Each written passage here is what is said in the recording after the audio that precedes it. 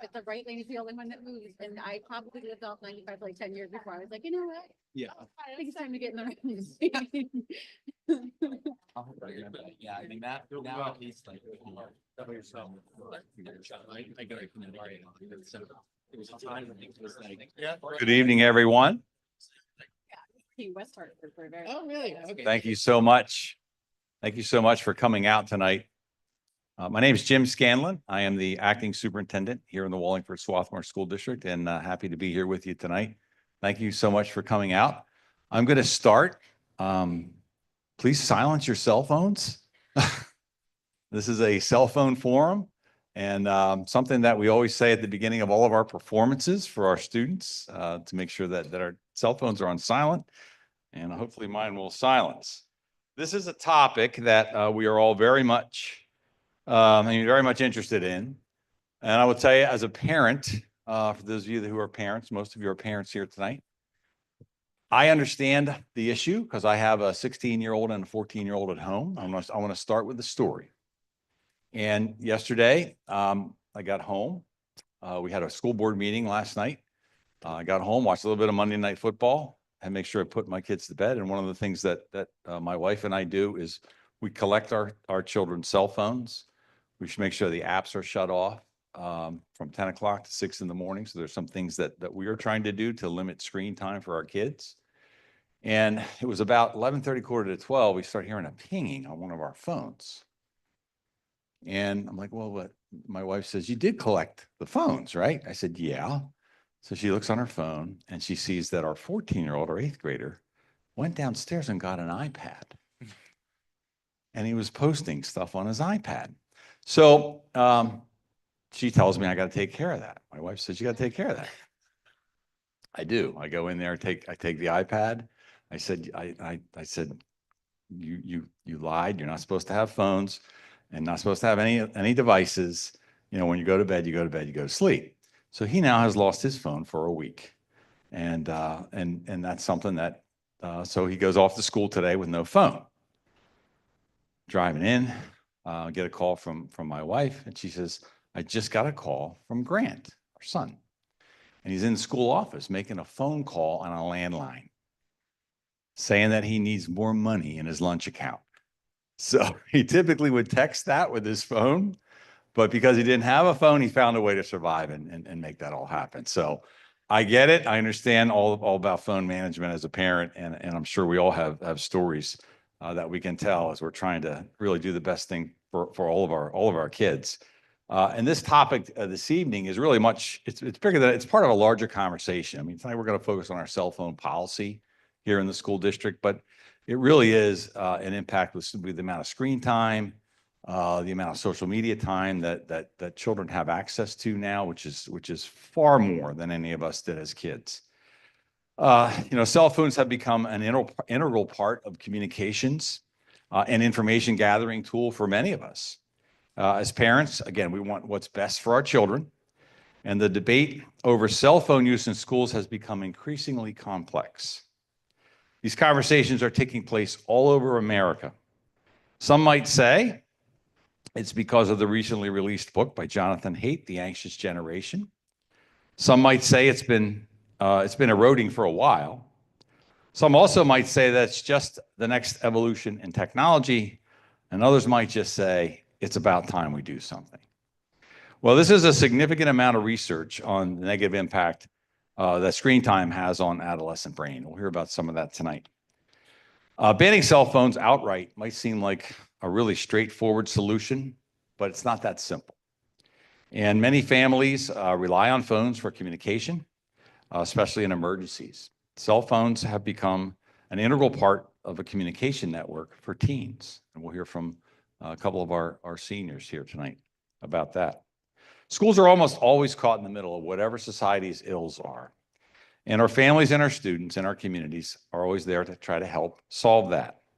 Schools are also a place where the communities come together to solve these problems and generate a positive path forward. We need to listen to all the various views on this topic, and we need to educate one another. The process is going to begin this evening, at least here in Wallingford-Swarthmore. Cell phones and screen time didn't just show up as an overnight problem. Cell phones, it's been evolving for many, many years. And for some of us, we can recall when phones were tethered to a landline. Or then came, for those of you that remember, the bag phone in your car. You had to put an antenna on your car so that the phone would work. Then we had the really cool flip phone that came. Maybe some of you still have that flip phone. And ultimately, we were introduced to the smartphone, which was a device that could make calls, it could send text messages, it can check email, it could keep multiple calendars, it can search the internet, and it can also serve as a communications tool for anywhere in the world. So they are pretty smart, these phones, but these are devices that we are now challenged with our students and our children having access to all of this. Our younger generation, however, they don't know anything other than that. They've grown up with that. It's part of their world. I know I've talked to some parents that have children in college and they have younger children in elementary school. And even that age span, although they might be part of the same generation, where are we up to? Generation Z, T, Q, where are we now? Alpha's the younger kids. Alphas. We're in the alphas now coming through. Okay. And they're even seeing a difference in the amount of addiction and reliability on these, these devices. So tonight we're going to focus on our current school board policy on electronic devices. We're going to hear from panel members. I'm going to introduce all of them here in just a minute about the various aspects of this topic. And we're going to begin that process to gather some feedback from all of you about some possible policy changes that we have. Okay. So let me introduce our panel, and thank you so much to all of our people on this panel. It's a large panel because it's a large problem, and for being out here. I'm going to start with Dr. Matthew Kearney. He's an assistant professor of family medicine and community health at the Perelman School of Medicine and associate director of Penn Medicine Mixed Methods Research Lab. He also serves as a research fellow with Penn Medicine Center for Healthy Equity Advancement. Dr. Kearney's primary area of research focuses on understanding the impact of social media health misinformation in unique social contexts and communities. Dr. Kearney received his PhD in community health and prevention from Drexel University and his master's in public health from Penn. Dr. Kearney, thank you so much for being here this evening. Thank you for having me. We also have Lane Whitaker. Ms. Whitaker is the Vice President of Professional Learning at Effective School Solutions. She has over 15 years of teaching experience serving at-risk youth at the New Jersey State Department of Children and Families Office of Education. Lane is an advanced trainer in the Nurtured Heart approach, a certified youth mental health first aid instructor, and holds several parenting and youth group facilitator certifications. She has a social work certification from Rutgers University and a master's degree in organizational leadership from Cabrini, where she was also an adjunct professor. Lane has experiences in multiple school districts who are grappling with mental health issues, some of which are caused by excessive screen time. And we are very fortunate, Lane, to have you and your group working with our students here in Wallingford. So thank you so much for being with us tonight. We have Miss Andrea Lapira. Andrea is currently our interim principal at Strathaven High School. She has served in that role previously, but she has also 17 years experience as an assistant principal in our high school. She's currently leading a staff through a new initiative this year, Screens Off and Minds On. We have Dr. Chris Matsanka. Chris is the principal of Strathaven Middle School, and he's been the principal there for the past 4 years. He has 13 years experience in the district, both at the high school and the middle school levels, and he's currently leading his staff in Screens Off, Minds On at the middle school. Mr. Matthew Wood. Matthew has been with the district for 27 years. He's serving as he's an English teacher at the high school. He's also been involved the past year with gathering information from staff on the topic of cell phones in the high school. Matthew often volunteers to serve on other committees, and he's currently serving on the high school principal search committee. So Matthew, thanks so much for coming out tonight. Mr. John Christodoles, am I getting that right? Christodoles? John's a parent with 3 children in the district. He has one at the high school, one at the middle school, and he has one at the elementary school. So he's got all 3 levels covered for us for tonight as a parent's perspective. We also have Miss Stephanie McDonough. Stephanie's a parent in the district with 5 children. Her oldest graduated and is attending college. She also has 2 children at the high school and 2 in the elementary school. So Stephanie, thanks so much for coming out and sharing your perspective as a parent. We have 2 students, because I think it's important to have student voice in this problem-solving exercise as well. We have Tianru Wang and we have Lyndon Corbett. Both of these young ladies are seniors this year at Strathaven High School, and they represent the student body at our school board meetings as our student reps for the monthly board meetings. In fact, we had a great report last night from Tianru. Thank you so much. Thanks for coming out 2 nights in a row, too. I know you have homework, but we're going to get you. We'll get this done first before the homework, right? So girls, thank you so much for coming out and sharing the perspective from the high school students. So those are our panelists for this evening, and our agenda is really quite simple. As I said, we're going to review our policies for tonight, look at the research on cell phone use, and some of the activities that are going on here are happening elsewhere. I'm going to share some data that we've been collecting on that process. Questions for our panel, and then we'll do some breakout groups when we're finished. We'll break out elementary, middle, and high school, take a look at our policy, and start giving us some feedback that we can begin to decipher and look through in terms of any recommendations we want to eventually make to the school board. We had a lot of feedback so far, and I want to thank everybody for what you've sent us. We had 60 different comments and questions that were sent in.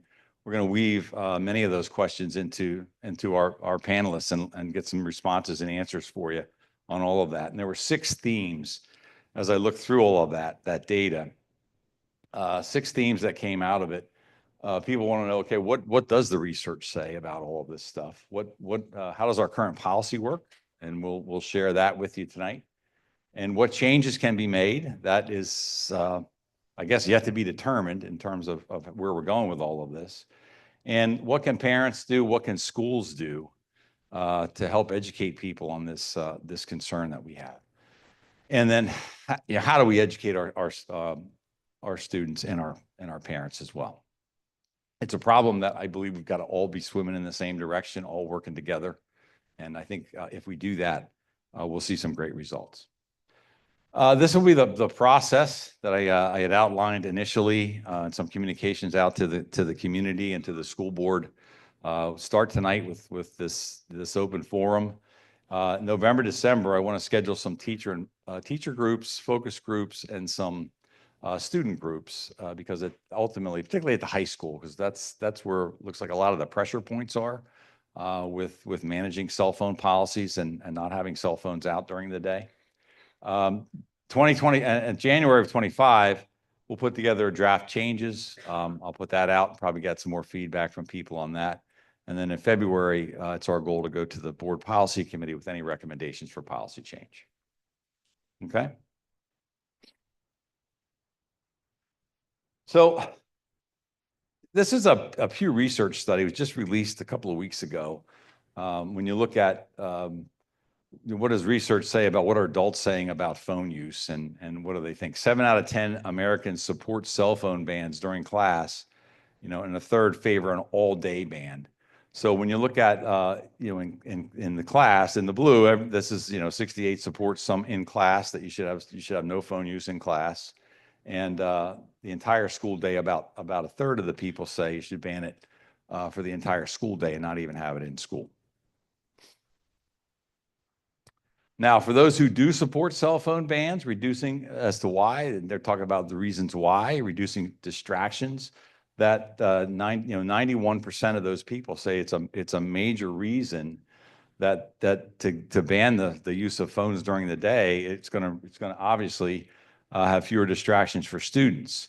The social skills, I know I've had conversations with several parents and teachers already about social skills, and if they're not accessing their cell phones, and they're talking to each other.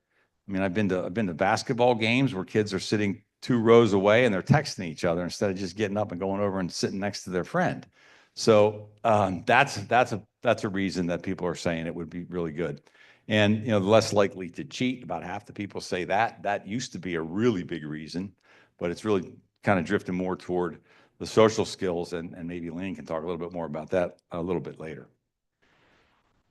Younger adults, here we go by age brackets, and there's this study that kind of broke it down by age. And the younger adults are less supportive of cell phone bans, both in class and for the school day. So adults that are ages 18 to 29, about 45% of them say, yeah, we should be banning them in class. And only about 18% of them are saying you should ban it all day. Okay, that's the younger generation.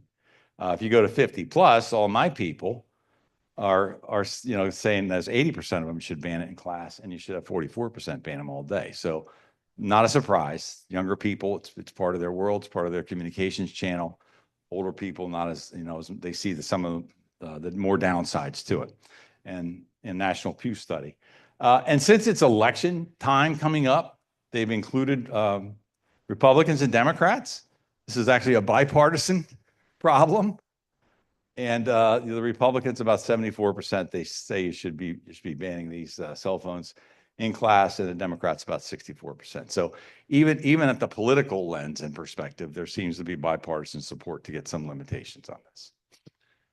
And Americans who oppose the cell phone ban, this is when ones who say we don't want to see a ban at all. So why don't you? No surprise, they want to get a hold of their kids during the school day. In fact, you might hear from teachers that one of the frustrating things that they deal with is parents texting their kids during the school day, and you can wait till after school. So that's really one. Too difficult for teachers to enforce. About 37% say that is a major problem. That's hard to enforce. Teachers don't want to be the cell phone police. They just want to teach kids. There's another study from Morning Consult. This was back in February, and it says basically the same thing, that 1/3 of parents feel that students should be allowed to have cell phones in the classroom, and 2/3 say they should be able to have them in school, but not in the classroom. So that basically says pretty much the same results that Pew study said as well. If you look at statewide, look at nationally, as I said, this is going on. This conversation is happening all over the country right now. Here's a map of states. The states in black, and I find this rather fascinating, they have statewide bans or restrictions that were passed in legislation. There's 8 states that have already done that. The dark blue states are ones where their state departments of education have made some policy recommendations, or they're doing some kind of a pilot program. So they didn't go through their legislator, but they went through the Department of Education to issue some kind of restrictions on cell phone use during the school day. And then the light blue states, which is where we fall in Pennsylvania, statewide legislation has been introduced. There was some legislation introduced during the last session last year. It never made it to the finish line, but it was introduced, and there's several states around the country with that. We've also been calling around. This is a little bit of a busy slide, these next 2 slides, but we've been calling around to some districts in the area to see where they are. Do they have policies? All of this stuff, all this presentation, this information will be up on our website, so you can go grab and get that after tonight's presentation. But we looked at Council Rock, Central Bucks, Cumberland Valley is out in Harrisburg, Garnet Valley in Delaware County, Springfield, Delaware County, Unionville, Chadsford, and Chester County. So we start calling around to some of these different school districts and ask, do you have a cell phone policy? Most all do. These, by the way, are similar profile districts to Wallingford-Swarthmore. So we're trying to look at kind of similar districts, all different sizes, by the way. And so most have a policy. Cumberland Valley doesn't, but they have a handbook with some guidelines in it. And we said, what are your guidelines? You see most of them up there. In fact, all of them are saying they prohibit their cell phone use during class. A lot of times there's flexibility to have phones out during lunch or their own time for students. That's what you find in most of them. And they say, are they working? We're actually talking to people. Are they really working? And some are saying, yeah, it's been there. There's been some infractions. Council Rock is actually looking at revising their policy because some of the things are not working in that district. So they are going through a very similar process to try to tighten up their policy and guidelines. Central Bucks, they have been focusing and educating students on being responsible and having some student policing going on. up there. So there's some different ideas out there in terms of what other districts are trying to do. And we can learn from that, what they're doing, and they can learn from what some of the things that we're doing. If you go to a couple of other questions, how are you getting feedback? Because I mean, we think feedback's important to in this whole process, so that we're hearing from everybody before we go make decisions. And we want to know if you're getting feedback. So there's some have advisory committees. Cumberland Valley has a pretty new policy that they've actually barred all phones at the middle schools, and there's no phones in the middle schools. It's kind of what they've done. And they just did that last year, so they are not really gathering feedback because they think their policy is pretty clear. So it might be one we want to take a closer look at. Garnet Valley, they're getting feedback as people make some suggestions, and their superintendent is actually doing a digital citizenship group because it's a bigger problem than just the cell phones. They're looking at all this digital citizenship for students. Springfield, the policy was just revised last year, so they don't plan on getting feedback. They did some feedback last year. And Unionville-Chaddsford, ironically, they are kicking off a very similar meeting that we're doing tomorrow night. So they are going through a process of gathering feedback with their community to get some feedback on their policy as well. So what does our policy say? And in a nutshell, and we had copies of it as you came in. Our policy was written and passed in 2022, and there's two parts to the policy. One part just kind of is very high level, very very generic as to what we want in there, and then there's what's called an administrative regulation. The administrative regulation is when a policy says the superintendent or the administrative team or designee, the board is authorizing those administrators to write detailed regulations on how to enforce and implement the policy. So the administrative regulations has the kind of the devil in all the details, has all the details of that. So our elementary schools, we have no phones at all, unless the principal has some legitimate educational purpose. Now, I will tell you that we don't have an elementary principal here. We don't see phones in the elementary schools. Now, legitimate purpose could be an assisted aid device for individual education plan. That you might see some of that where they're plugging into for hearing aid kind of thing. But other than that, we don't really have any phones in our elementary schools. Middle schools, it says, ironically, middle school and high school have very similar language in our administrative regulation attached to our policy. And there's no phones during instructional time unless the principal has some legitimate reason or the teacher grants permission for that educational purpose. Now, this year, our middle school principal, Dr. Matsenka, and the middle school staff have gone a little bit farther than that with that policy, and we'll hear a little bit more about that in a minute. High school, no phones during instructional time, again, unless the principal has some legitimate reason to do that, or the teacher grants some permission for some educational purposes. So a lot of times it's up to the teacher. And again, Ms. Lapira and the high school staff have tried to be pretty vigilant this year with keeping the phones away during instructional time. So we have a little asterisk there, and that this whole screen's off and mine's on has been an initiative this year at Strathaven High School and Strathaven Middle School. And again, the middle school for this year say no phones are permitted at all during any time during this year.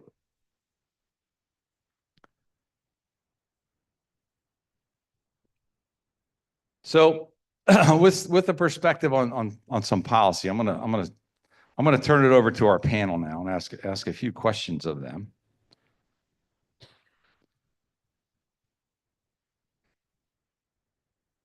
And again, a lot of these questions were, thank you so much for people who submitted some questions. I tried to categorize them. Might not be your exact question, but I'm trying to catch the theme. So I'm gonna start with Lane Whitaker. Can we start with you, Lane? All right. So Lane, what are the behaviors that you're seeing with teens because of cell phone and technology use? There are many. So can you hear me? Okay. And so we're seeing a lot of anxiety and depression are really the two key things for a couple of reasons, because there's a difference between having the smartphone issue and then there's the social media issue. And so just having withdrawal from the phone, period, having a period of time away from it can cause anxiety, depression.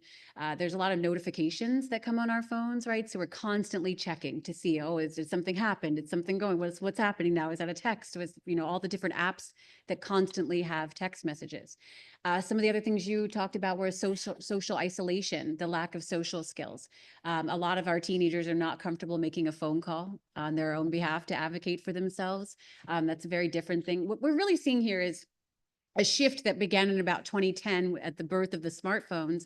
That was the end of play-based learning experiences where we were riding our bikes, you were taking risks, you were playing on the jungle gym. That's what we were doing. And then we moved into this device device culture in about 2010. And if you remember, that's around the time iPads came out too. So Gen Z is the first generation who was like born with a device in their hand, whereas millennials, that wasn't something that we had that technology until we were adults. So we're seeing a huge shift from 2010 in a lot of the data with depression, suicide attempts, hugely spike around 2012.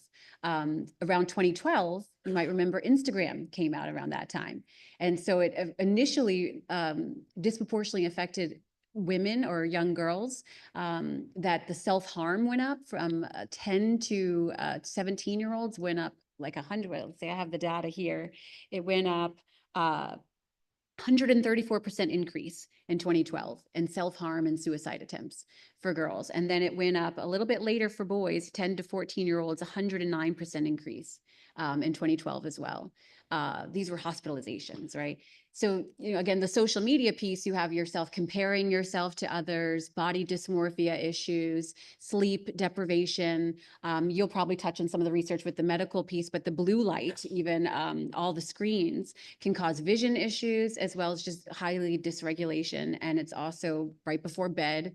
Many adults do too. We sleep with the phones right next to the pillow. I think there was an issue for a while of like phones blowing up. They were getting hot under people's pillows, that's how attached we are to them. And even with kids, the disruption of the sleep, they're getting notifications throughout the night.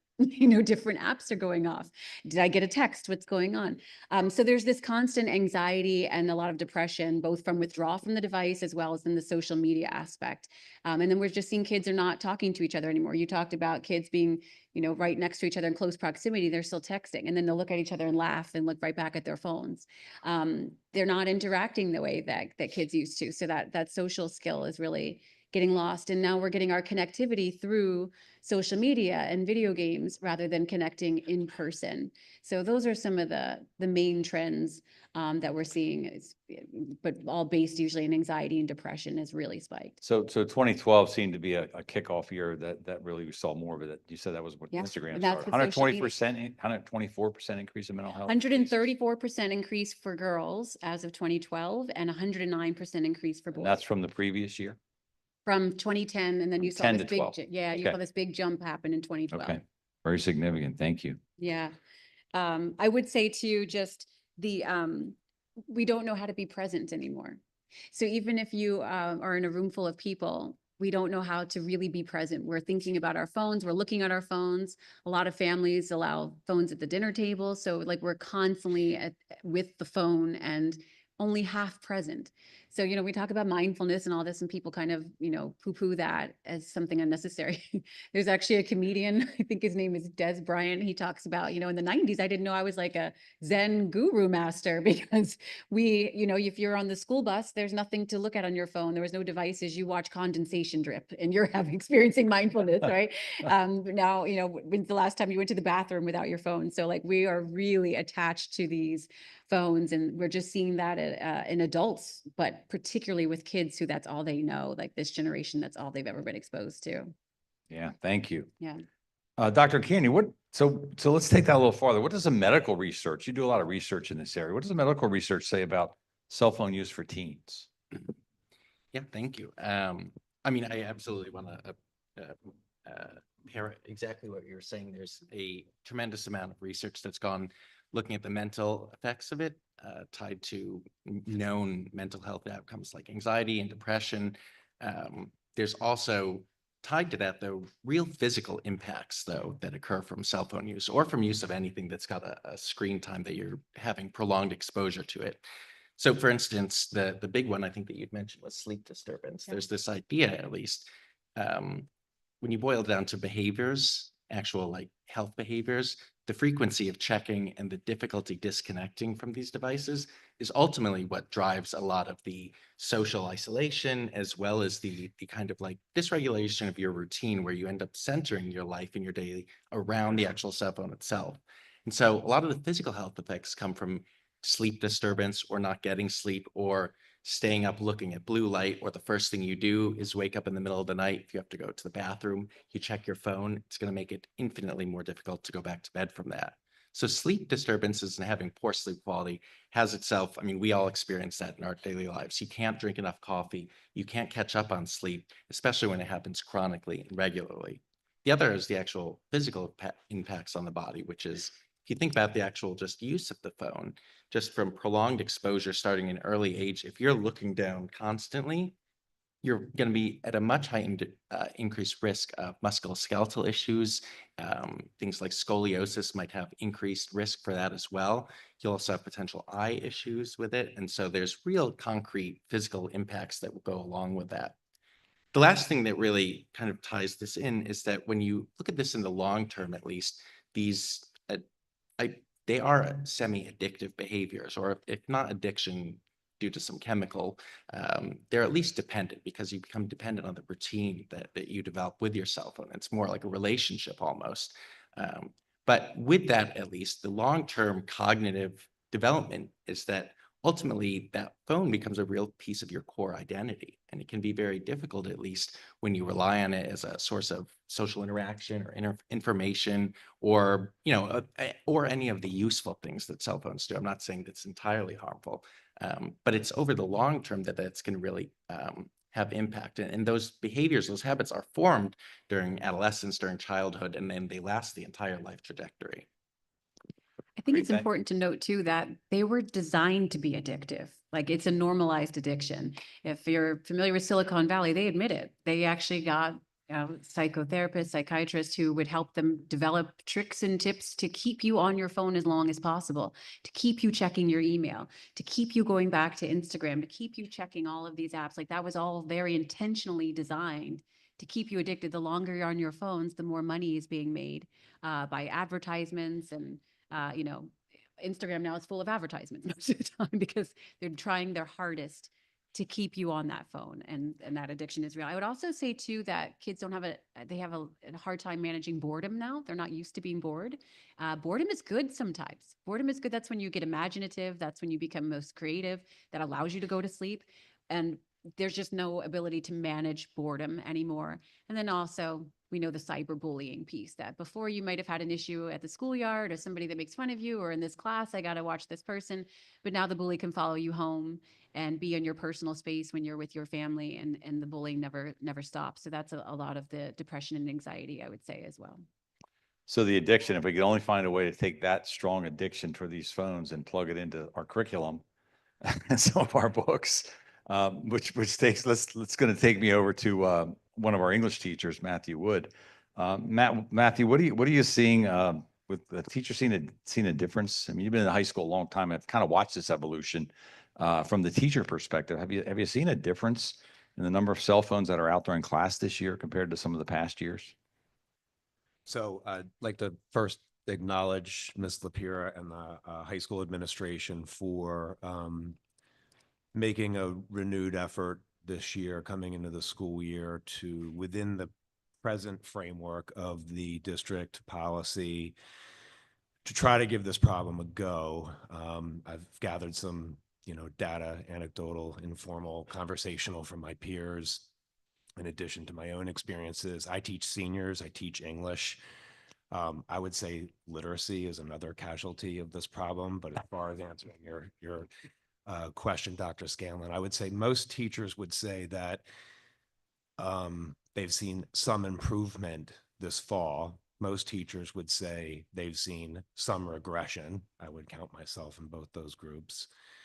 And most teachers would say that what we're doing presently to keep students who can't help themselves, which is really what we're dealing with here.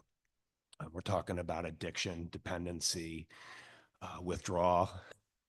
And there are just too many students who can't help themselves. As I said, I teach seniors. I try to have adult conversations with seniors, particularly kids who I think are good kids.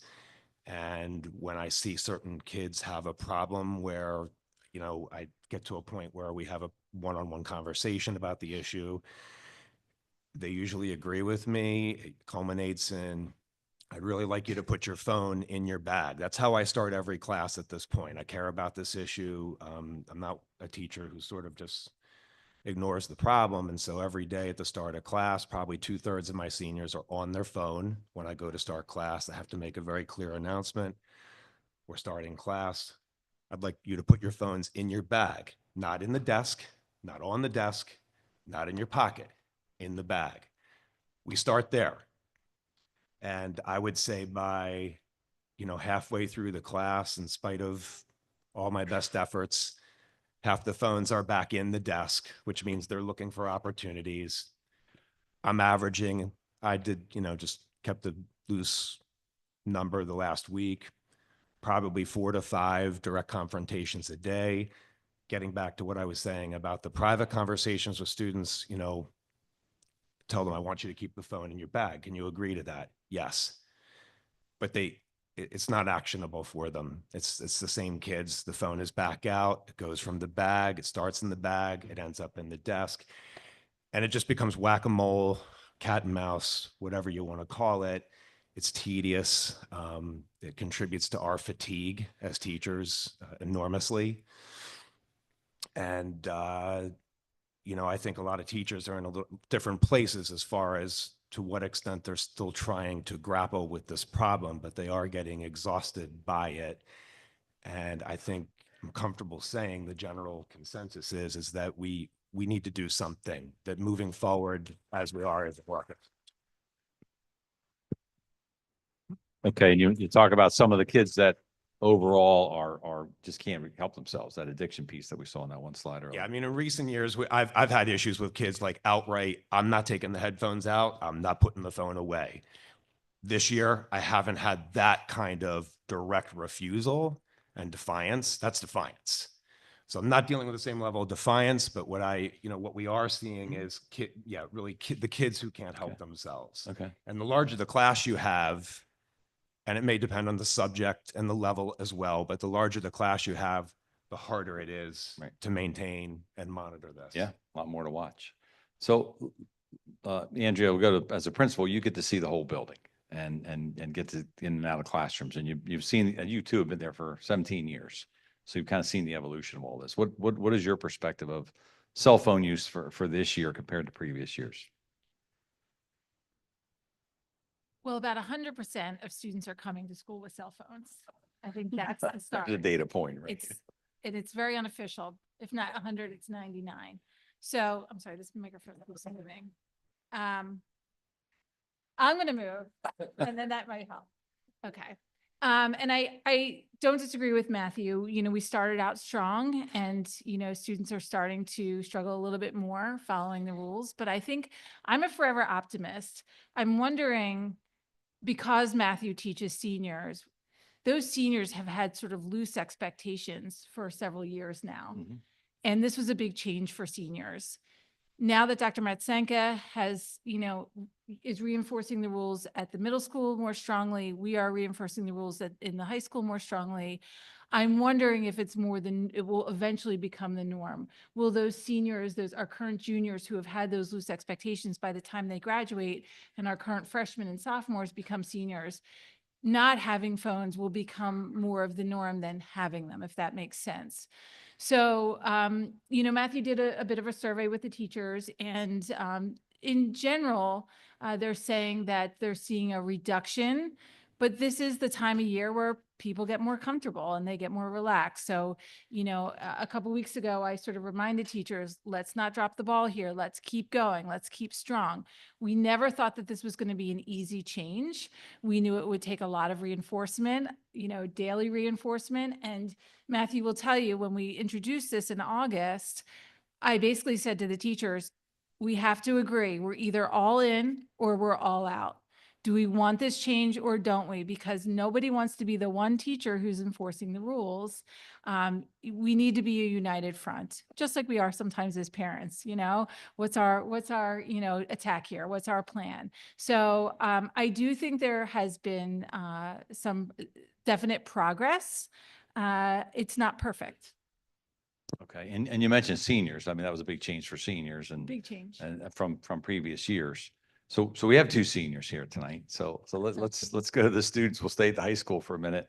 Tianru and Lyndon, what are the kids saying about some of the cell phone changes in school this year?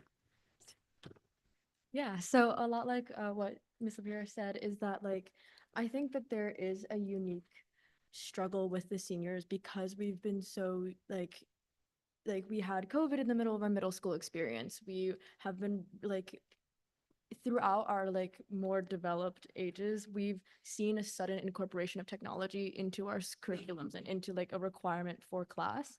And so I think that this year it is a weird transition for us because we're about to leave and then now you can't use your phones. But I don't think that this makes us incapable of doing this change. I am in a lot of my senior predominant classes because we are just trying to focus in, just trying to get stuff done before college apps. We're just a lot of us are okay with this because it's just not our main concern right now. And just it's not worth the fight sometimes of just oh, I really want my phone, but it doesn't matter enough. And so me personally, I keep it just depending on the teacher, like Mr. Wood said, with in under the desk or versus in my backpack. I just kind of do it just because it doesn't impact my life enough to have it out on my desk. And so I'd rather I'm gonna focus on class anyway, so I just put it away because it doesn't impact me personally enough. But I can see how the wider impact of just the fact that we are just about finished with this we're about to leave the district, that it's gonna impact seniors specifically a little bit differently. Okay. Lyndon, how about you? Yeah, kind of following that logic that Chandra just said. I think it makes sense for the seniors to be for the majority of seniors to be okay, we have to focus our time now, and we're starting to recognize that phones are addictive. Phones are designed to be addictive, and it's hard to put them away at times, but it's also important to respect what these teachers are trying to say and what they're trying to do for us. And I think it really requires that kind of self-awareness that I think a lot of the majority of seniors at our school do possess. But I do agree that it will be difficult moving forward for a lot of the underclassmen with this new policy. So it sounds like the two of you have had some discipline with not wanting to check those phones during school, right? As best we can, yeah. As best. Okay, fair enough. All right, let's go to the middle school. Dr. Matt Sanka at the middle school has been leading the charge with no cell phones there. How's that been going? Yeah. First off, this is awesome. So I appreciate the conversation. This is something as a middle school principal that wears on me. I recognize that most students are probably getting access to technology at the age levels that I serve. If you ever been to my 5th grade orientation, I always end begging families not to get cell phones or access to social media for as long as possible. And I appreciate, but I know how hard that I went through it as a parent myself. But just to provide a little bit of background, earlier in the summer, we had a change in one of our positions where Michelle Devaney, who's one of my 7th grade teachers, became our PBIS coordinator for this school year. And if you know Miss Devaney, she's a stickler for rules. But she recognized this problem earlier in the summer and wanted to be able to tie these expectations a little bit more deeply into our Panther Pride expectations, which you'll see throughout the building. They're right there on the both sides of our auditorium. And we've seen such a great amount of change as a result of utilizing this framework from the elementary school into the middle school. Because I think one of the things you can't underestimate are our students. I feel very fortunate to serve this population of kids in this community. And usually if you ask our students to step up, they do.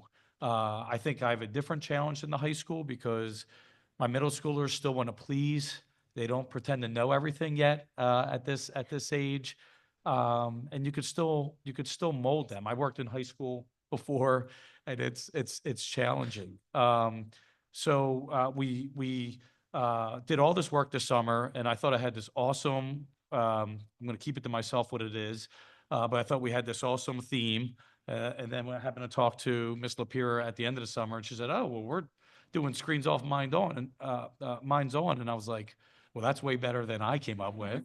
So I appreciate it. And we really felt, having 6 through 12 expectations or a similar theme will obviously have a greater impact. And I do hope that things that we're doing here at the middle school will help Mr. Wood out one day, as well as the high school. But we were really working hard at pushing these expectations. We've been doing lessons and advisory, and then we collect data. Every year we're collecting data on all the behaviors in our building using a system called Swiss. For example, this time last year, our 8th graders were late to class all the time. Don't know why. So we attacked that problem with a whole bunch of lessons, meeting with the students, and we're able to clean that up. We really integrated cell phones into this part of our data collection, and our teachers have really bought in. Going to what Ms. Lapira said, one of the hardest things is to develop consistency with your staff, because a lot of times they were using them as tools, and they had to find other means for, doing a project. So there were some inconsistencies, and I'm close to working that out with everyone. I think we're in a really good place. But we've been collecting this information, and our 6th and 7th graders have been doing amazing. We really have like 0 incidents. Our 8th graders kind of going back to the senior issue. Our 8th graders have been in this building now with a looser feel.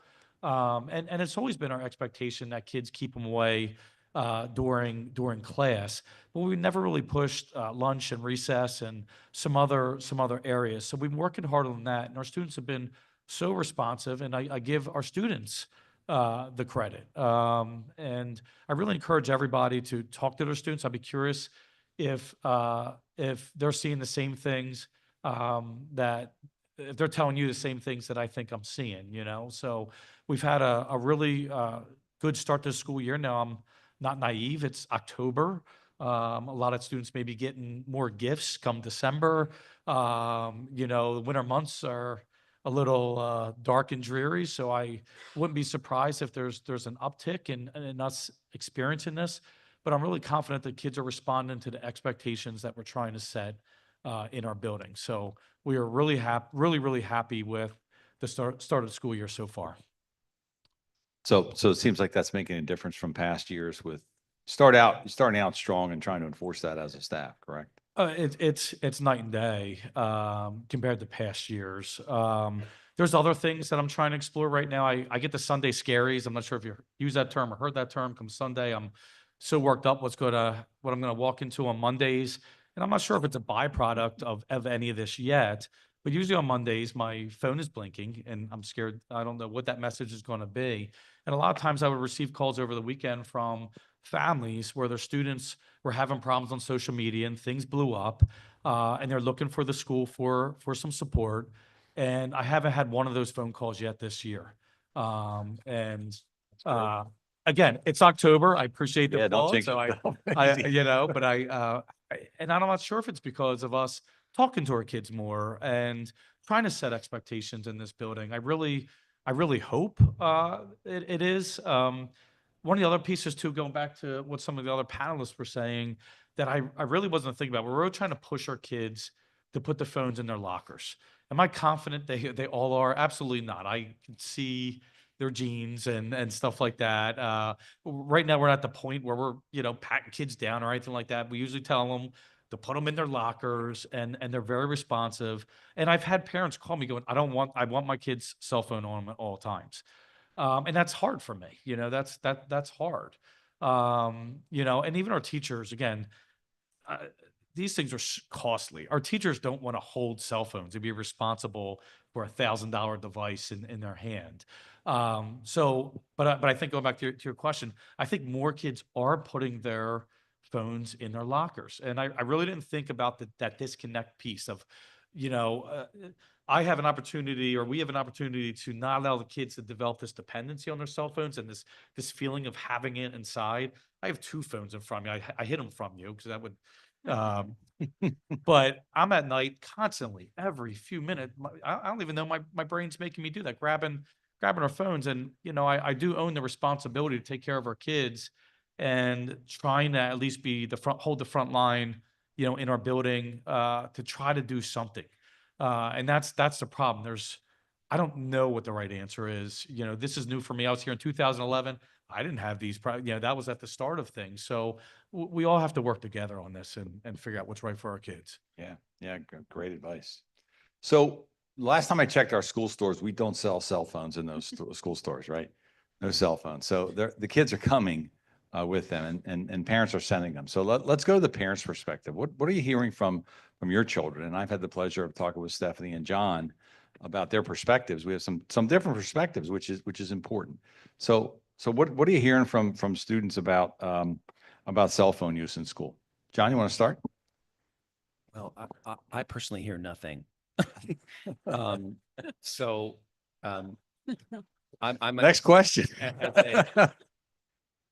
as a parent, I don't feel like I have any real insight in what's happening in the schools, despite having 3 kids in the various schools. But one of the reasons why I was sort of motivated this fall to join a committee of parents who were interested in this topic, Haven Hold the Phone, was that I saw the results of a teacher survey. And it echoed to some degree what Mr. Wood just said here. And I think it goes against the idea, the survey result goes against the idea that it's a senior problem, or that, you know, it may be under control. And I think at the risk of being a little pedantic, I'd like to read some of the quotes that moved me when I read them. And so one of the teachers said, smartphones and earbuds are a constant problem, detract from the student's education. Another teacher said, the negative impact of smartphones and earbuds is obvious to all educators. Having a strict policy would be a heavy lift first, but have a major positive impact. Another teacher, this is the single most important thing we could do to improve the education. Speaking of just banning phones outright. It would improve the mental health and return childhood to our schools. Another teacher, a majority of students are heavily distracted by their cell phones. In most cases, cell phone use interferes with learning and classroom community. There are pages and pages of this.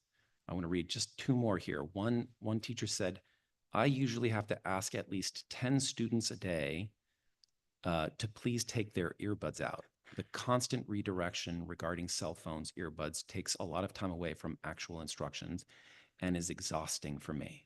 Another teacher, ban the phones, please! Exclamation point. So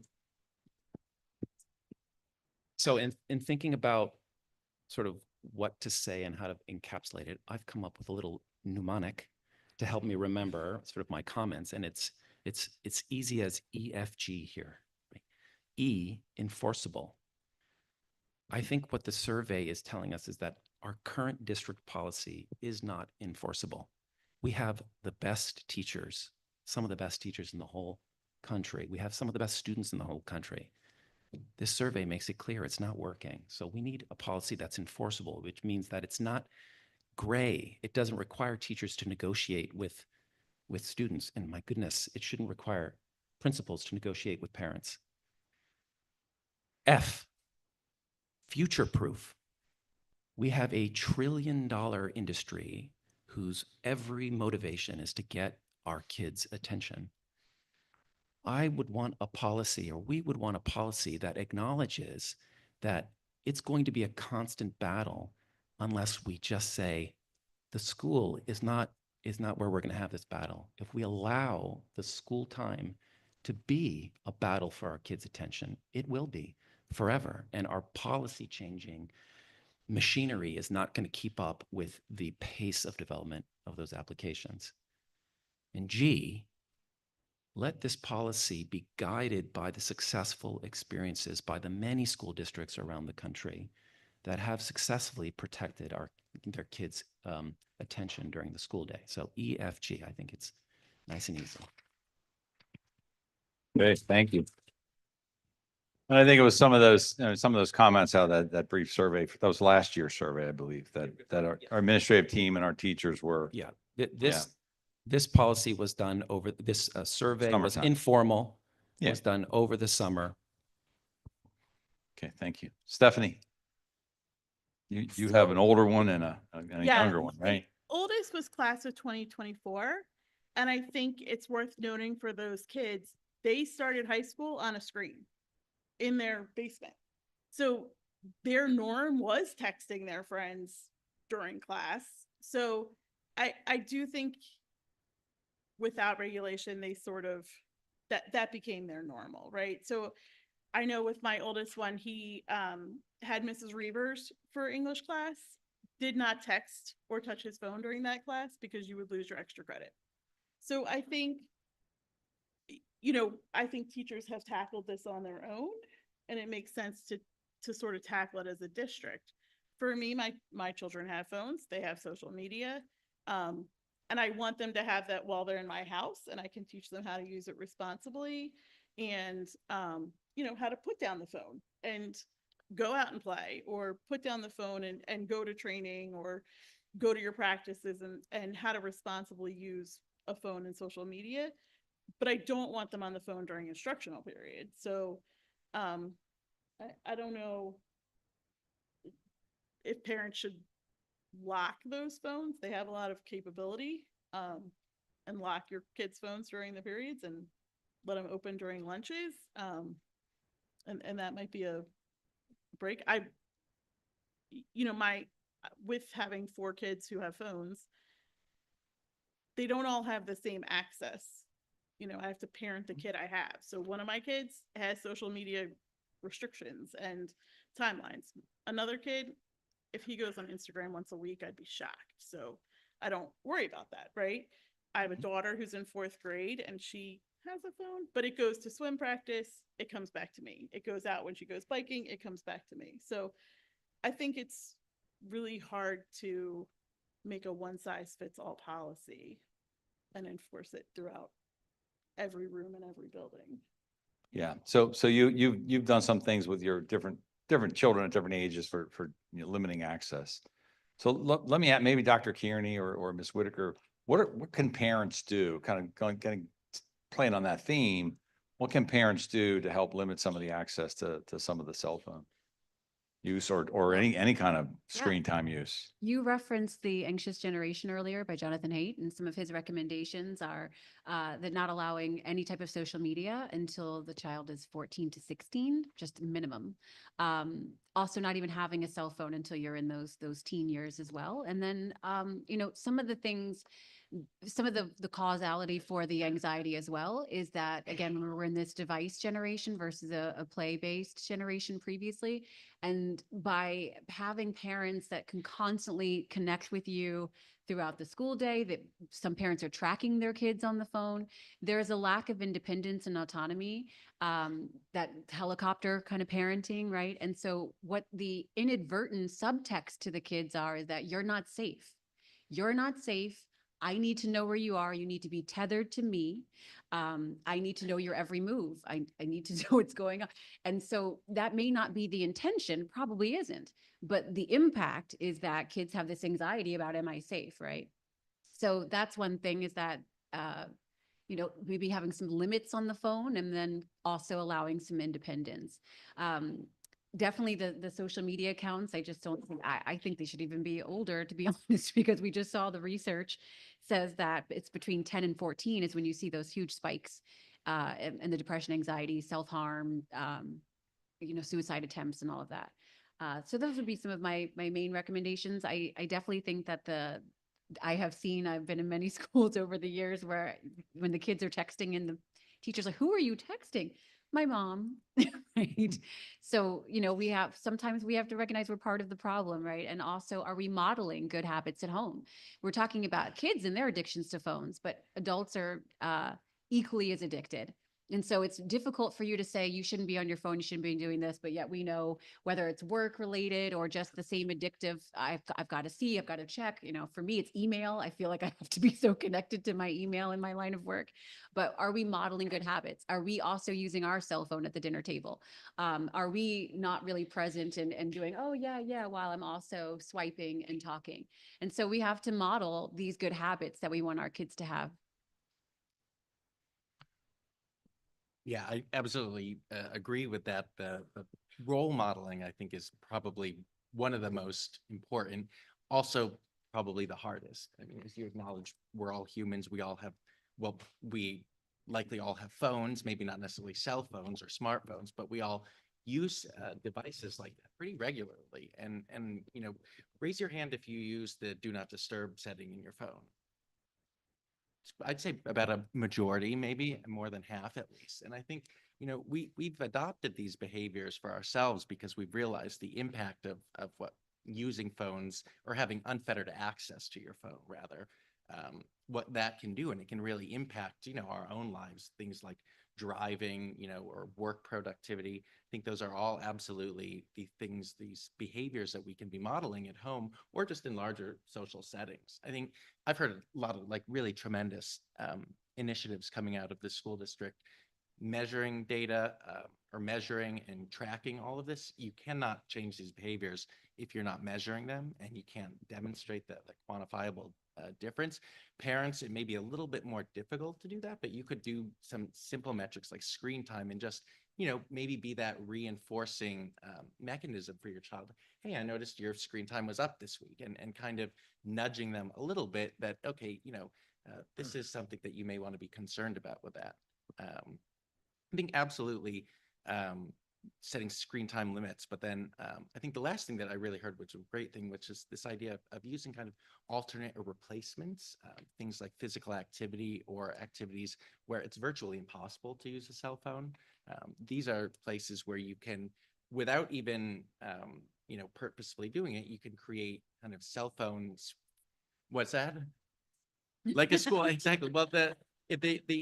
Well, the instruction time, absolutely. But at home, I mean, filling their calendars, filling the schedules with things, whether it's encouraging them to, try new sports or hobbies like that, but things at least can make it very difficult. Now, I'll say in school, I heard someone say that there's one, teacher where they take away their extra credit with that. I think that's a fantastic idea because you can use the carrot or the stick, but you can incentivize, and, extra credit it sounds like something, it's not guaranteed. You only get it if you actually do the thing that's, I guess, the behavior, which is not using your phone. So I think you kind of think about maybe how you could create those incentive structures as well. Could be another, I mean, the gold star is definitely maybe a little like cliche, but it works. And I know from my own self, I'm 37, so I grew up before really cell phones and Facebook and all that. But those incentive structures for my own self, even when it was in class in second grade, were tremendous. And I think that, they can't really be underestimated, the impact of that. Yeah, and I think anytime students I know we try to get our kids involved personally, like they've discovered mountain biking. And despite, broken collarbone, broken wrist, and a concussion, still better than being on their cell phones and their iPads for 4 hours. It's like old problems. Let me flip the card on this because somebody sent a question in about this. Because this really is for students, and we heard from our students, it's a way that you guys kind of connect, right? Is that students stay in touch with the phones, and it's been going on for years, and it seems to get more prevalent every year. Is there a downside is there any negatives to keeping kids off these kind of devices and social media, connecting with peers? Is there a downside to this? Is there any research on that in terms of going the other way with this? Meaning, like, if you remove it, does it cause more Yeah. socialization? That's a really interesting. I don't believe so. I don't know that there is research really looking into that in terms of like abstinence from social media and the lack of exposure with that. I mean, the research is very clear that more social media use, more screen time use, less social interactions with that. And so it stands to reason, at least, that if you were to remove those, that you would have more natural, more organic social interactions. But I can't speak exactly if there is research that way.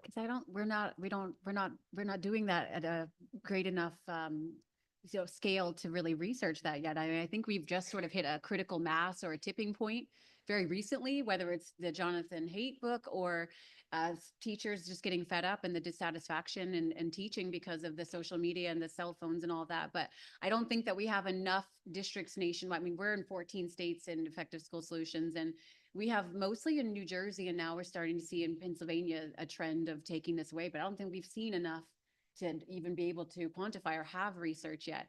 Yeah, I don't.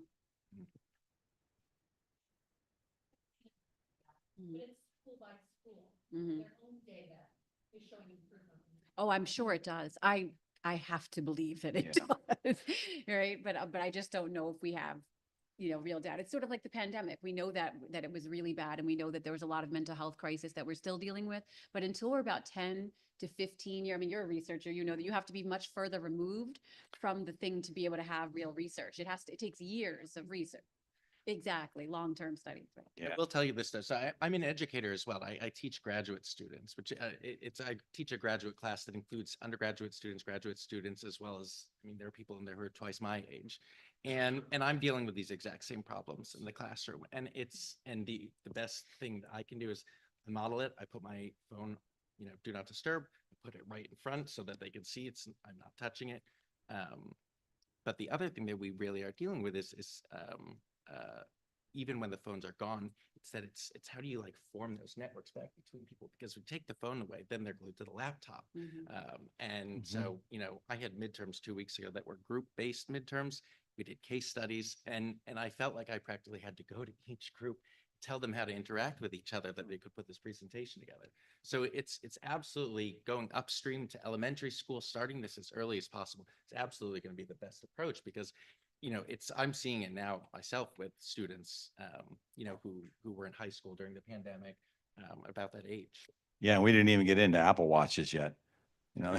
Talk about electronic devices. There are a lot of them. When the earbuds, and who knows what the microchip's going to be next in the ear. So we are really fighting a lot of the technology. So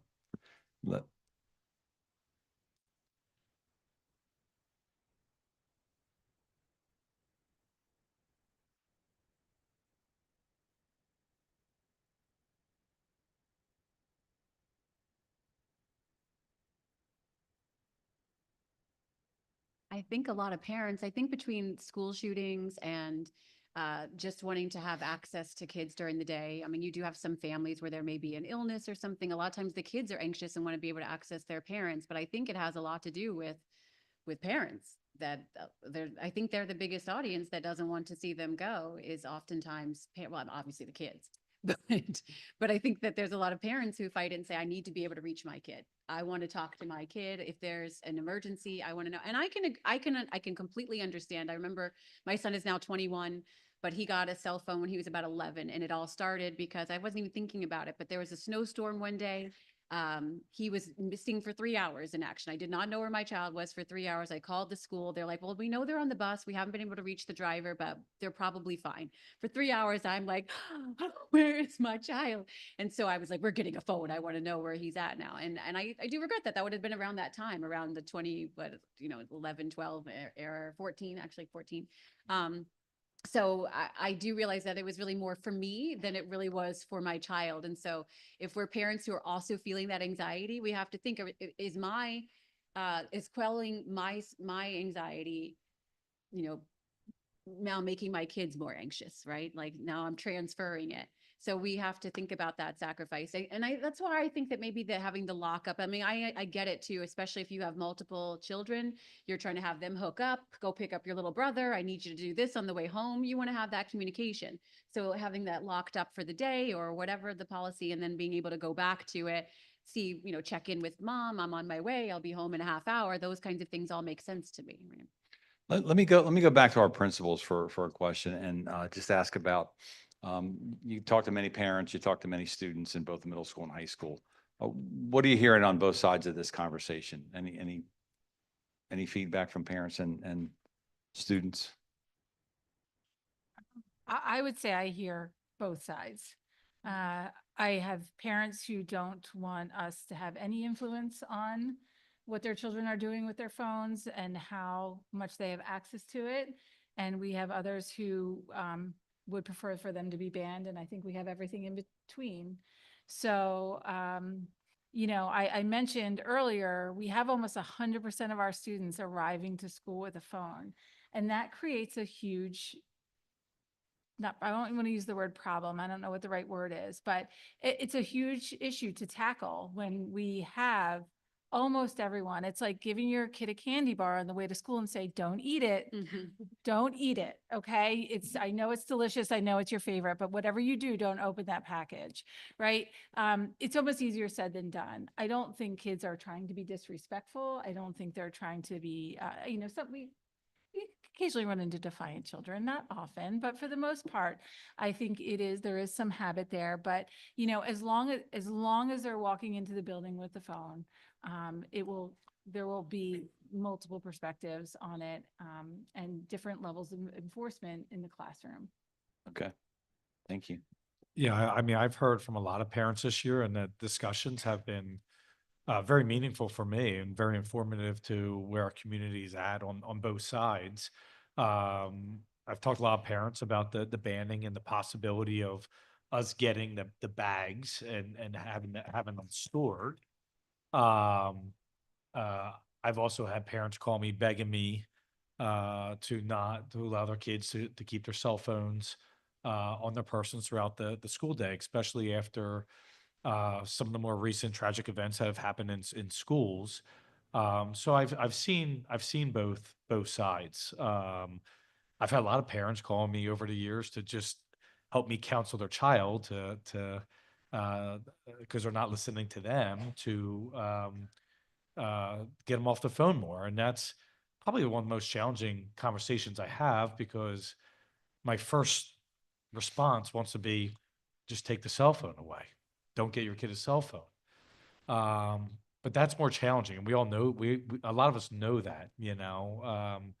I've shared the story several times about my son, that, you know, I work in a school setting, so I know some of the things that happen. And when both my kids, for that matter, when they went into sixth grade, I wouldn't let them have on social media. And there's no doubt my son suffered socially as a result of not having Snapchat. You know, he missed out on a lot of things. His friends he had from elementary school went in different ways. You know, but he's thriving today, right? Something I had to help him through as a parent and support him with, and then encourage him to keep reaching out to kids. And he's doing great today. So I also did have an opportunity. I'm trying to do around a kind of a town hall meeting with my student council members every quarter to get some feedback. And I posed some questions about cell phones to them in advance, just to get some feedback from them. And the feedback was very, very interesting that I received. And these are just awesome kids. But they have noticed that our seventh and eighth graders have obviously noticed a big difference compared to last year. And they had some observations. They said, you know, the few times we have seen kids with cell phones, they weren't using them. They just saw them in their hands or had them on, you know, on a seat or something like that. So I thought that was very interesting too, that they saw a few phones, but kids were not on them. They definitely have seen changes at lunch and recess in cell phone usage. So I appreciated that. And I did actually ask them the question about these bags, because I was just curious how they would feel about us taking their phone every day at the door. And those students in the room were widely opposed of it. You can imagine, but the reasoning was different, and the reasoning was because that group felt they're following our expectations, and they'd be penalized for they're doing the right thing. So why would they have to put their phones in that bag? They didn't like the idea. They felt it was intrusive. And although I respect what schools are doing, and that I just don't think we're there yet, because right now our kids are meeting the expectations that we're trying to set. And that's, you know, an amazing thing so far. So, so it's been like I said, a really good start, and we've gotten a lot of feedback. I'm going to continue getting feedback from our students. They also said I need to get the locker rooms cleaned, a little bit more often. So I'm working on that. That's- There are other things too, the middle school principal has to Yeah. address, but some districts are putting the pouches in all of the classrooms. I think we have some in our high school. Some teachers are doing some of that this year. How's, Well, I'll say we do have pouches in some classrooms. I did just offer to the teachers if they didn't have one and wanted one, that we would order them. But I know Tiandra has opinion on that. Didn't we talk about this last week? Do you want to talk about that? So I've had two classroom, I've had two classroom experiences in which I have had like a phone caddy in the room. One being this year in my economics class, and then sophomore year with my biology class. Right now, in my economics class, it is more so like a conditionary punishment. His Mr. Keaveney's rule with it is you get one strike if you're on your phone. You like put it away. You like put it in your backpack, put it away. You can't take it out. And then if he sees you using it again, it goes into the caddy and you get it back at the end of class. You cannot touch it anymore. And then in sophomore year with Mr. Link, it was to start of class, immediately put it up in the caddy. Like if it's not there, he doesn't start class. We will wait for that. Every person has their number. We will wait for that person to put it in that phone caddy. And I think that there's I think it like I like the idea of like having a little bit more specific, having these like structures be more specific to the students themselves. I think that like sophomores are like when we're still like developing that, getting used to the high school a little bit more. Like obviously they're not freshmen, and so there's like some level of understanding to it. But I understand a more of like you're required to put it in the caddy as a sophomore, but now like my economics class is only juniors and seniors, and so it's just like if you mess up, you're gonna get punished for it. But otherwise, like you know what you're doing, keep it to yourself. Like don't be a nuisance.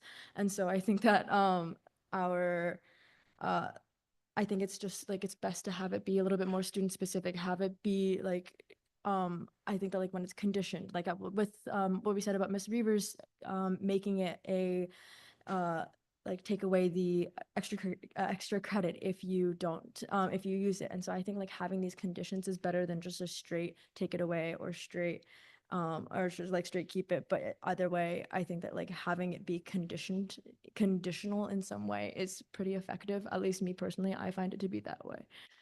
and have your classmates seen in those classes, similar kinds of, they feel the same way about that, or is it a little all over the map still? I think that right now, the reaction to the caddy is, I think, phone caddy in economics was more reasonable to our reactions to the phone caddy in sophomore year, just because we understand that there's policies going on. We understand, like my class, like the general student population understands that there's change going on in how we are perceiving our usages of phones. And so like the fact that Mr. Keaveney has a phone caddy is like, oh, okay, yeah, like he's just doing what we're all working on right now as a district. But in comparison to Mr. Link's class sophomore year, he was the only teacher I had for up until this year for like my entire high school career who had used a phone caddy. And so people were more opposed to it because it was like, we don't want like the teachers to be that one teacher that has to do has to follow through with the rules. And so because he was the one teacher that was doing it, we were all like, with it. Yeah, yeah. But I think that now, because we haven't, like the students have an understanding of like, this is something that's happening and this is something that we need to fix and work on, then we're a little bit more comfortable with being like, okay, yeah, I get it. There's a red caddy behind the board. And if you're on your phone, it's going to go there. And so I think we're just more comfortable with it because we recognize the context. Okay, great. Thank you. Lane? No, yeah. Yes.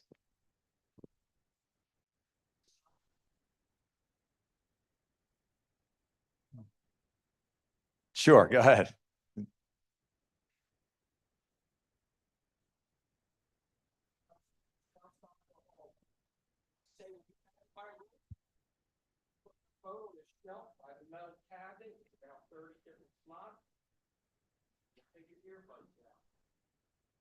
Yeah.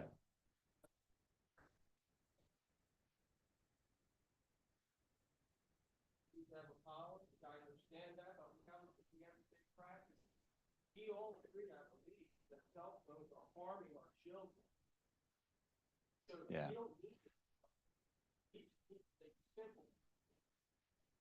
Yeah, so let me try to rephrase because we are streaming this and they probably couldn't hear your comments, but so we have a teacher here who another school district has solved the cell phone problem, demanding that kids put their phones away as they come in. I think we're seeing some teachers, and I've talked to some districts where that has been part of it. Also some comments about, we don't need to know the research about it because we know it's damaging our kids. I don't disagree with any of that, and I think that's why we're all here. But we do need to have a path forward on how we're going to implement a policy and engage people along the way.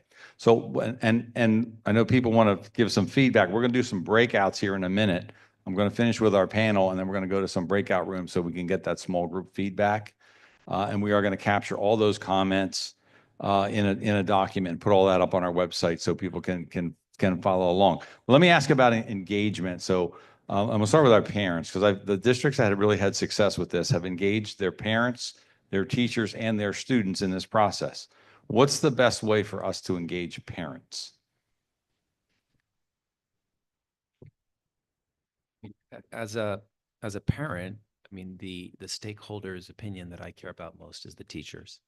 So, I mean, what I would love to see is a formal, valid survey of teachers with free text so they can tell us their unvarnished opinions. And I'd like that to be shared because I think that's, to me, that's the opinion that matters most. Okay. Thank you. Stephanie, any other thoughts on engaging parents? I mean, I think parents have a vested interest and should also be consulted. I don't know that we're going to get rid of cell phones. So it's more figuring out how to solve the problem of the usage during the educational time. So I do think parents have a lot of control over the cell phone, whether it's taking it because they don't behave or whether it's, putting screen time restrictions on. So if you don't engage parents, you're kind of missing a big opportunity to create the partnership and reinforcing, like, my kids know if I get a call from a teacher that you're on your cell phone, like, you're not taking it to school anymore. So I think it is really important to engage everybody, including the parents, in order to. Thank you. Yeah, and parents do have a lot to say. I mean, you can collect the phones before they walk out the door and to get on the school bus. There's no phones. So there is a way to do that, but engagement of parents is important. I agree.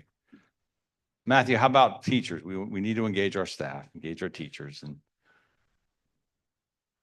no, you're an N of one, but What's the question? what's our best way to engage teachers in this process? To engage teachers in the process. Yep. Yeah, I think I hear the stories from the students about, I have a caddy and that worked for a number of years. I can't remember what year exactly it reached critical mass. And again, I teach seniors, but I can't remember what year we're asking students, often singularly as a teacher, without the force of a collective policy and teeth to enforce that. At some point, it really became futile for me to ask seniors to put their phones in the caddy. Back in the very early years of this problem, we could take students' phones. I don't want to take a student's phone. I don't know any teacher that wants to take a student's phone at this point for all kinds of reasons. I think what teachers really want is something actionable, policy with teeth.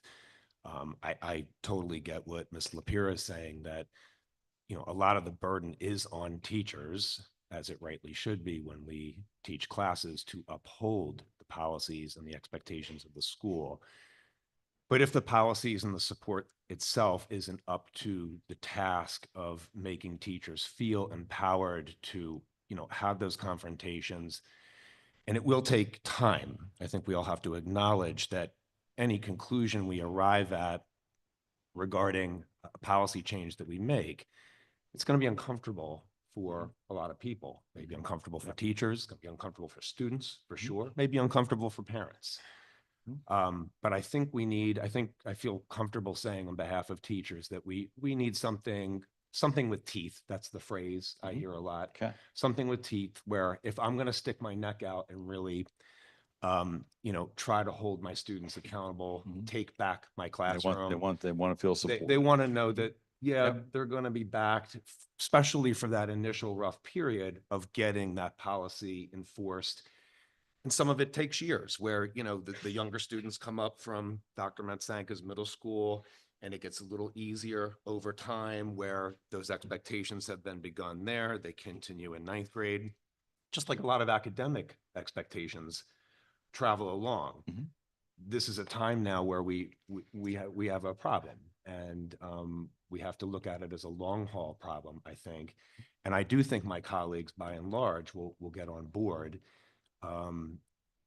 enthusiastically if they sense that we're all in this together kind of commitment. Okay, great, thank you. How about students? I mean, we got to involve students, and these two young ladies, we've had a couple conversations already about engaging students in many topics at the high school. So what's the best way for engaging students? Linda? My takeaway on how to best engage students is to really appeal to our personal stakes in this issue.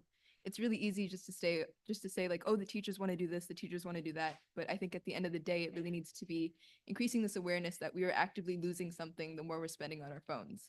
So we're actively losing time. We're actively increasing our risks to depression and anxiety. We're actively losing time doing things that could be better spent elsewhere. And I think just increasing that awareness and increasing the idea that this is for our benefit, as well as everybody else's, is really important in this issue. Okay. Thank you. Jinru, you want to add anything to that? Well, Lyndon said it very, very well. But yeah, I think that when Lyndon and I talked about it a little bit before with Miss Lapira and Dr. Scanlon, I think that something that I remembered seeing on the internet at one point is just when you see a highlight reel of your life, when you say when you're dead, right? When you see the speed run of your speed through your life, how much of that is going to be spent on your phone? I was like, oh, I gotta More get data, off. right? I was like, I gotta get off my phone. Yeah. And so I think that it's exactly what Lyndon said, but our personal stakes in these experiences is just I don't want to look back and be like, I spent so much of my high school experience on my phone when I could have been going out. I could have been going out with my friends. Last year was the first time I climbed a tree because I was terrified of heights. And I was like, oh my gosh, I climbed a tree, right? And that's so much better than my phone. And that was so exciting. And so I think that there's and I think it's just having the connection with students with these are the risks, these are the consequences of your actions. If this is if you are so obsessed with your phone, you have to understand that there are going to be some detrimental impacts in your lifetime because of this. And I think that having that solid communication of this is what's going to happen. It's not, we don't say this isn't we're not doing these policies just for fun. We're not doing it just because we feel like controlling your lives. We're doing this because there are negative impacts and we want to avoid that. And there's just basically what just Lyndon said, where just we want to have these make sure that the students understand that there's a reason we're doing this and it's for our benefit. And I think that's the best way to engage with the students. So we need to educate while we engage our students on some of that. Yeah, great, thank you. Okay, before we go into breakout sessions, I want to ask Ms. Whitaker and Dr. Kearney, any final thoughts from the two of you as really experts in seeing some of the long-term fallout of excessive cell phone and screen time use as we travel our path forward. And we thank you for coming and joining us tonight. I know you have very busy schedules. Any final thoughts for us? Well, I would also say we didn't really talk about how it academically affects you, and it's the attention span also. I mean, think about how many of us adults now, when's the last time you watched a movie without also being on your phone, right? How many of us have gotten used to short clips, these TikTok, they're a couple of seconds, or Instagram posts, they're very brief, and it's on to the next. So you're constantly getting these dopamine hits of something new. And so the attention span is not what it used to be, right? To be able to focus on something and just that thing for an extended period of time has become very difficult for both, kids and adults. However, with adults, kids' brains are so malleable. And so they are, neurologically being rewired at this time, whereas adults, our brain is what it is malleable, we can change back, but it's a lot more difficult for young kids. You could probably speak more to the research on the neuroscience of it all, but it is affecting their academic abilities, right? Just some of the other things to think about, and this isn't necessarily pertinent to school, but just again with the cell phone and social media use too, is that some of the other things that cause anxiety for kids in the texting age is the misinterpretation of the tone of text causes great anxiety. If someone just writes back, okay, fine, right? And now this is causing great distress because I misinterpreted the tone of a message, right? And I'm thinking about it for hours. Now, like these were not things that we were doing in the past. This is not a millennial or Gen X, a situation that we were dealing with. So that's some of the other things that just to be aware of, even small things. And this isn't all phones. Now we're a lot of computers in school too, but our handwriting, does anybody have decent handwriting anymore? We're not writing anything. So some of those things where you just think about how we're just thumbs only. And, maybe you could speak to, just the, what carpal tunnel and different things that we're getting, the stuck thumbs and all of that, just the text culture, writing whole, essays on your phone sometimes and things. So, so just thinking about some of those things and the impacts as well. Great. Yeah. Thank you. Dr. Kearney? Yeah, I got a smaller phone because I was hurting my thumb trying to reach the upper corner of it. So I got the iPhone 12, which they stopped making years ago, 12 mini rather.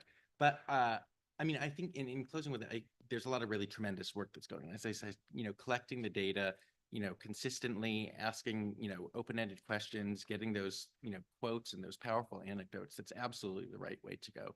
Because you keep collecting it, you can track those differences. And by going upstream, I think, to elementary school and having a very clear, firm, fair policy there, that is going to follow with that cohort of students as they go into middle school and high school and college and eventually into my classroom. And so I think that, creating social norms is very difficult and it's slow work, but cell phones came about, smartphones came about within the last 20 years. And the social norm there were no social norms. They were ubiquitous. So the norm became that they're everywhere and they're allowable everywhere. And so now creating the new norm that they aren't allowed everywhere, that there are places at least where your attention and your time have to be focused on something else. I think it's hard work, but you are all absolutely on the right track and you're doing the right things with this. So keep the pressure on with it because the social norms that you're making are going to really pay dividends in your child's lives, not just in middle school, but well beyond that. Yeah, creating norms and changing culture, very, very difficult to do. But yeah, thank you. Thank you so much. I want to thank all of our panelists tonight for coming out and giving us great perspective. We all have a common goal to do what's best for our students and our children in our homes and in our schools and in our community. And you guys have done some great work. Parents, teachers, our administrative team, our students, our special guests from the medical and therapeutic world, where we are eventually sending our students out into the world, and we want to make sure they're healthy and safe and best we can do. So this has been a great discussion, and we will continue with this as well. Let me take our next steps. We're gonna end all this by 8:30 because I know it's getting kind of late, but I do want to get some feedback from people about our policy.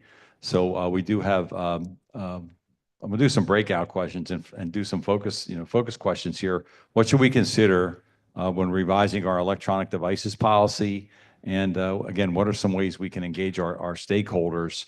We heard some of that from our panel tonight, but we want to get some feedback. All of that information will be captured. We have a facilitator and a scribe in each of those. So if you're interested in giving us feedback on the high school portion of our policy, they're going to meet in the library. Dr. Megan McCullough. Megan, raise your hand. It's over there. And Mr. Andy Benzing is going to be, they'll be facilitating that and scripting and getting notes for them. Library is out down this way, down this hall. I got to get reoriented here. And so they'll take their middle school. If you're interested, want to give us some feedback on middle school aspect of our policy, please take a copy of the policy with you. Dr. Leslie Pratt, where's Dr. Pratt? Right here in the front. And Dr. Sharon Baddock, our assistant superintendent. Those two will be facilitating middle school. You'll stay right here in the auditorium. and elementary school. I know we had a lot of elementary parents sign up. Dr. Mazakowski and Mr. Citroni are going to be in the cafeteria. AJ over here, they're over here. Cafeteria.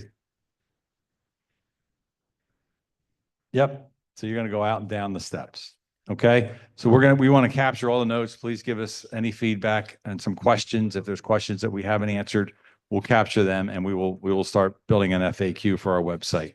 Thank you so much for coming out. We're going to dismiss right from the breakout sessions. Thanks.